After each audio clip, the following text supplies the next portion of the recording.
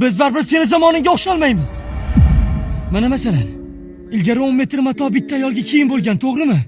Ammo bizning davrga kelib 1 metr mato bitta ayolga oshiqchalik qilyapti. Kim uchun harakat qilyapman o'zi? Bir kunlik kayf safosi uchun yashaydiganlar uchunmi? Yoki o'z vatan madhiyasini bilmaydiganlar uchunmi? Yoki vataningda urush bo'lsa, qayerda qolarding desa, chetga qochib ketardim deydiganlar uchunmi? Mana shu oxirgi zamoni yaqinlashgan sari joy namozini narxini oshiradigan insonlar uchunmi?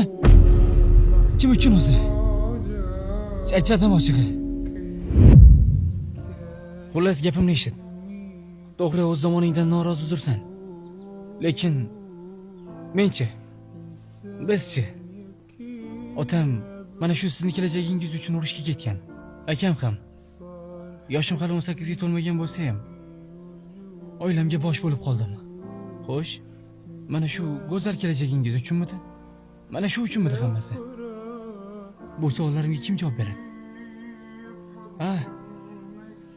Menga qara, o'zingizni unutyapsiz. Qandaydir Yevropa dedingiz, Yevropa dedingiz. Madaniyatini olib kirdingiz. Ta'limotini olib kirdingiz. Qandaydir o'z g'usulini bilmaganlarni. Mayli, o'zingiz bilarsiz balki. Yaxshi bo'lar hammasi.